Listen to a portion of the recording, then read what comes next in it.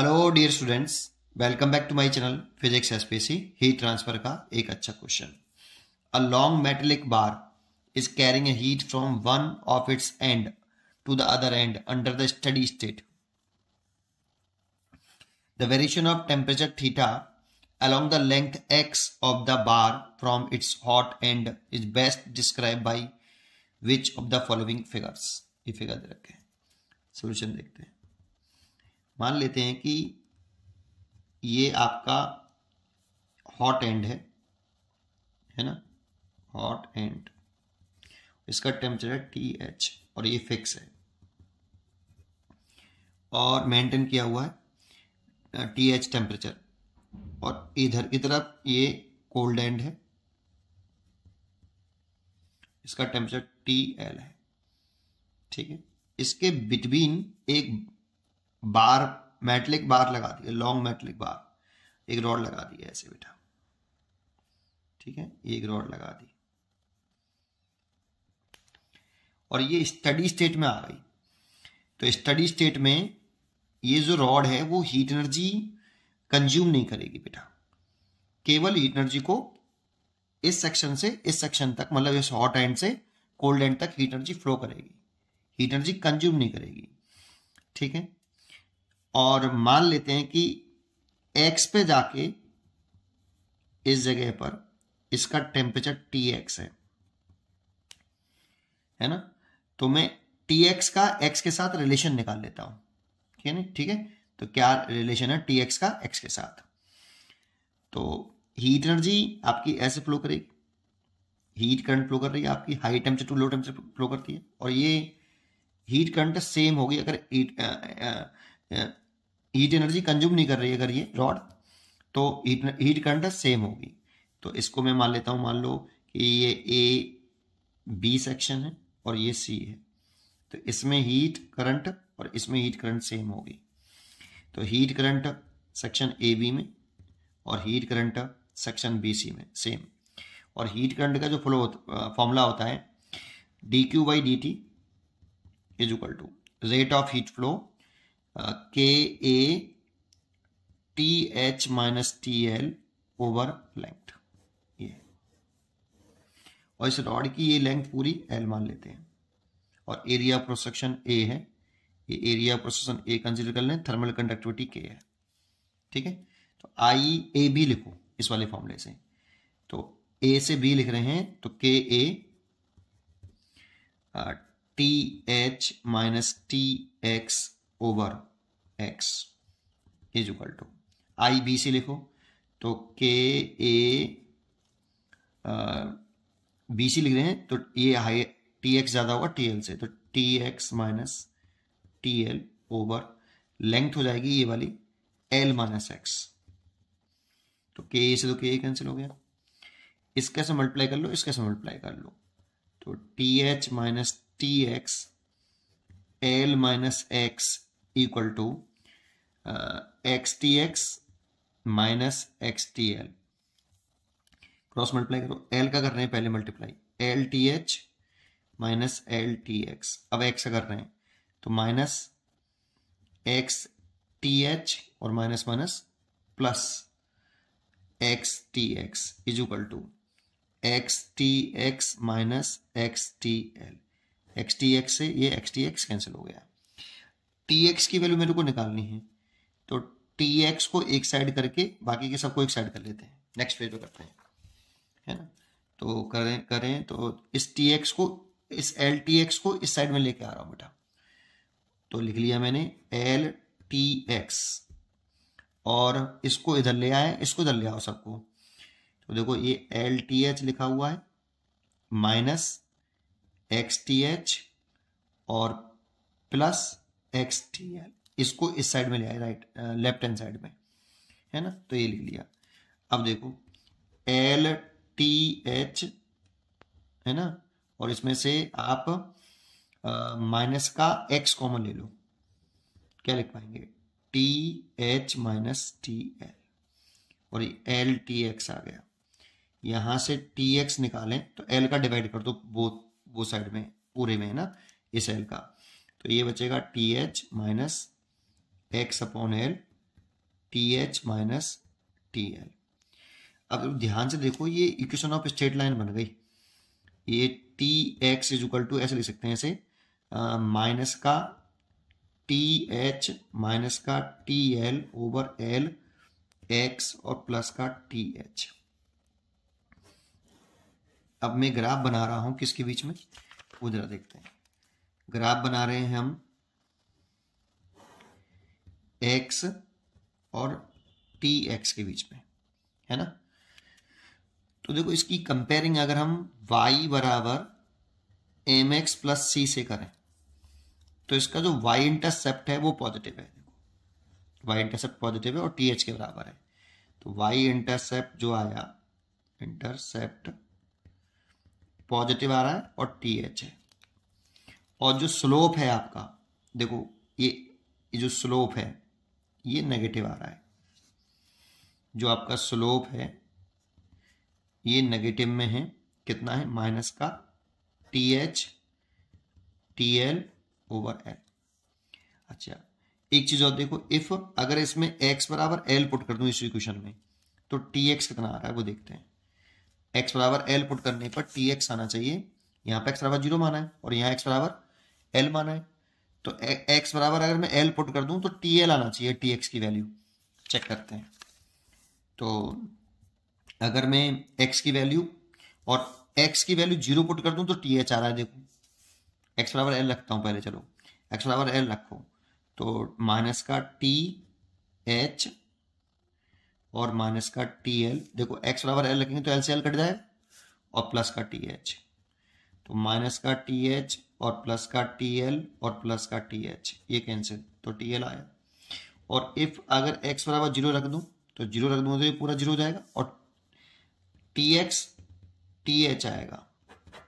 तो x बराबर 0 पर TX TH है और होना भी चाहिए। x बराबर 0 पर यहाँ x बराबर 0 है तो वहाँ पर x बराबर TX की वैल्यू TH होनी चाहिए और x बराबर L पर TX की वैल्यू TL होनी चाहिए, मतलब सही रिलेशन है। तो ग्राफ कैसे बनेगा सोचो, इसका ये हो गया पॉजिटिव y इंटरसेप्ट और पॉजिटिव y इंटरसेप्ट कितना था, x बराबर 0 पर TH है ना बेटा आपका, और पॉजिटिव इंटरसेप्ट भी है y इंटरसेप्ट ऐसे।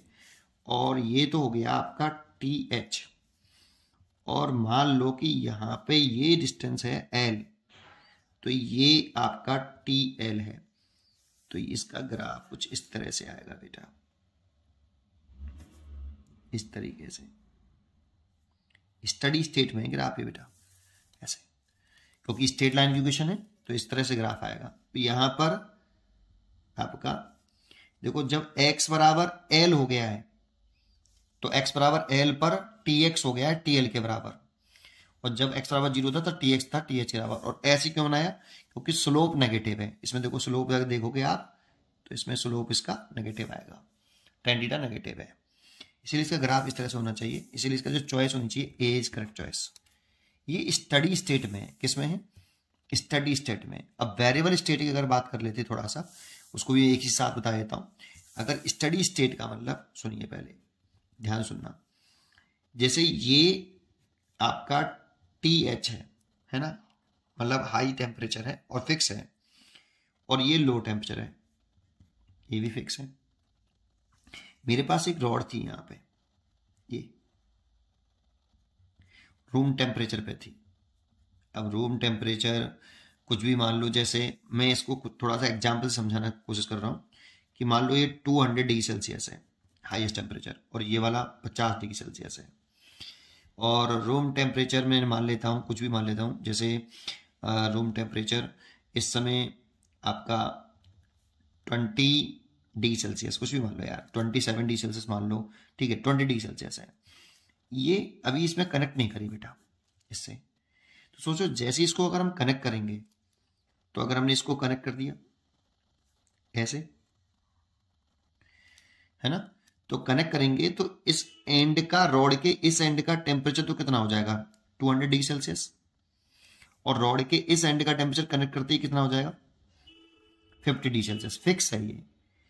अब हीट एनर्जी जब इधर से हाई टेम्परेचर से लो टेम्परेचर तरफ चलेगी तो इसके हर एक रॉड का टेम्परेचर वेरिएबल स्टेट में क्या करेगा, ये हीट एनर्जी खाएगी, ये हीट एनर्जी खाएगी। तो टेम्परेचर बढ़ना शुरू हो जाएगा। और ये कब तक बढ़ेगा? जब तक वो स्टडी स्टेट अटेंड ना कर ले। जैसे ही स्टडी स्टेट अटेंड कर लेगी तो वो एनर्जी खाना कंज्यूम करना बंद कर देगी और एक पर्टिकुलर सेक्शन का टेम्परेचर फिर कांस्टेंट हो जाएगा, है ना? तो बढ़ेगा ना फिर। तो सोचो मेरे को वेरिएबल स्टेट में इसका ग्राफ कैसे बनना चाहिए, मेरे को आप सोच के बताओ। ये अगर x है, ये tx है, स्टडी स्टेट में तो ग्राफ ये आया, ये तो स्टडी स्टेट अटेंड कर लिया तब ग्राफ है बेटा। ये स्टडी स्टेट में है। अगर ये स्टडी स्टेट में है तो देखो ये तो TH है, ठीक है, और ये TL है और ये x बराबर वही L है, ठीक है। क्या ग्राफ स्टडी स्टेट में तो ऐसे आया था, ठीक है, यहां पे ऐसे हो गया। ग्राफ इस तरह से आएगा या इस तरीके से आएगा, आप सोच के मेरे को बताओ। वेरिएबल स्टेट में जब हम किसकी बात कर रहे हैं, वेरिएबल स्टेट, तो वेरिएबल स्टेट में और स्टडी स्टेट में क्या एक मेन डिफरेंस क्या है? स्टडी स्टेट में इस रॉड स्टडी स्टेट अटेंड कर लेगा तो इस रॉड का कोई सा भी पार्ट हीट कंज्यूम नहीं करेगा, हीट एनर्जी खाएगा नहीं, केवल ट्रांसफर करेगा। जबकि वेरिएबल स्टेट में जब ये लगाया हुआ, इसका टेम्परेचर कितना था 20 डिग्री सेल्सियस, तो जब हीट एनर्जी फ्लो करेगी आपकी 200 डिग्री सेल्सियस से 50 डिग्री सेल्सियस, तो इसका वेरिएबल स्टेट की बात कर रहा हूं। वेरिएबल स्टेट में इसका हर एक पार्ट क्या करेगा, हीट एनर्जी खाता रहेगा और तब तक खाएगा जब तक कि आपका स्टडी स्टेट अटेंड करने के लिए, जैसे इस टेम्परेचर पर इस वाली जगह पर स्टडी स्टेट में टेम्परेचर जो है, स्टडी स्टेट में किसी एक सेक्शन का टेम्परेचर कांस्टेंट हो जाता है स्टडी स्टेट में, फिर वो एनर्जी कंज्यूम करना बंद कर देगा तो इस सेक्शन का टेम्परेचर कांस्टेंट रहेगा, ये आइसोथर्मल सरफेस बन जाता है ना। इसका अलग होगा। स्टडी स्टेट का मतलब ये नहीं कि इसका सेम, इसका अलग होगा T1 और इसका T2। स्टडी स्टेट में इसका स्टडी T1 और ये T2। मान लो कि स्टडी स्टेट में ऊपर स्टडी स्टेट लिखूंगा, नीचे वेरिएबल स्टेट लिखूंगा। स्टडी स्टेट में इसका टेम्परेचर हो गया मान लो 70 डिग्री सेल्सियस, तो इसका कम होगा, है ना, इसका हो जाएगा 60 डिग्री सेल्सियस मान लो, है ना, इसका कम होगा, लेकिन इसका कांस्टेंट होगा, इसका कांस्टेंट होगा, ये स्टडी स्टेट में। तो वेरिएबल स्टेट की बात करूं तो जब लगाई होगी तो टेम्परेचर कितना था बेटा पूरी रॉड का 20 डिग्री सेल्सियस था। जब हीट एनर्जी फ्लो करी होगी तो ये सेक्शन हीट एनर्जी खा रहा होगा, और खा रहा होगा तो इस सेक्शन का टेम्परेचर शुरुआत में कम होगा बेटा। फिर वो क्या होता होगा, स्टडी स्टेट अटेंड करने के लिए वो हीट एनर्जी खा रहा होगा, और कब तक हीट एनर्जी खाएगा, जब तक स्टडी स्टेट अटेंड कर लेगा इस सेक्शन का टेम्परेचर 70 डिग्री सेल्सियस नहीं हो जाएगा, तब तक खाएगा। तो सोचो स्टडी स्टेट में एक्स पर जाके, एक्स डिस्टेंस पे जाके इसका टेम्परेचर कितना था 70 डिग्री सेल्सियस था। तो स्टडी स्टेट से पहले इसका टेम्परेचर 70 से कम होगा या 70 से ज्यादा होगा इसी पॉइंट पर? तो कम होगा ना भाई, इसी पॉइंट पर कम होगा। तो ये वाला ग्राफ या ऊपर वाला ग्राफ, सोच के बताओ। तो बेटा वेरिएबल स्टेट में से स्टडी स्टेट में आने के लिए तो टेम्परेचर एनर्जी खाएगा ना वो, है ना, तो कम ही तो होगा बेटा। और जब स्टडी स्टेट अटेंड कर लेगा तो फिर इस सेक्शन का टेम्परेचर बढ़ना बंद हो जाएगा।